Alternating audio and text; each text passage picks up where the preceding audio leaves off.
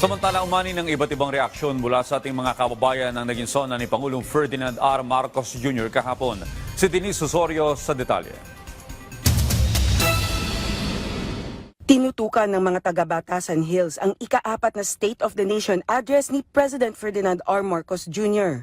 Kasama na riyan si Bibit Francisco na board member ng Holy Spirit Toda. Nagpapasalamat siya sa Pangulo dahil maginhawa na ang biyahe niya sa Commonwealth Avenue.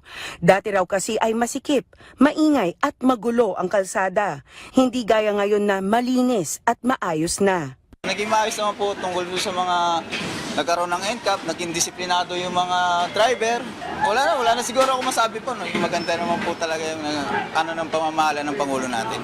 Si Roy Colmenares na halos 30 taon nang namamasada ng jeep, natulungan daw ng PUV consolidation. Ayos naman ang pagka-consolidate. Okay naman ma'am. Okay lang kahit paano. Para yung mga sasakyan mabago naman. Yung sasakyan ko naman, pinapayos ko naman para pakita rin sa mga tao na pinapayos na yung sasakyan nila.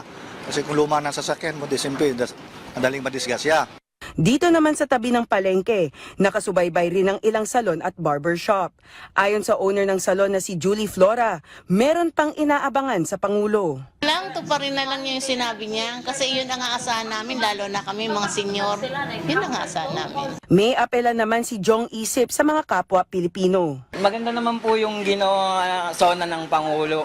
Kasi all in all, nakita naman natin na may ginagawa ang gobyerno para sa taong bayan. Sa mga maliliit na mamayan, lalong-lalo katulad ko, so dapat wag tayo basta-bastang maniniwala sa sabi-sabi o kaya yung mga idea lang natin na wala namang ginagawa yung gobyerno o kaya reklamo lang tayo ng reklamo. Siyempre maging part ka rin ng solution kaysa magreklamo ka.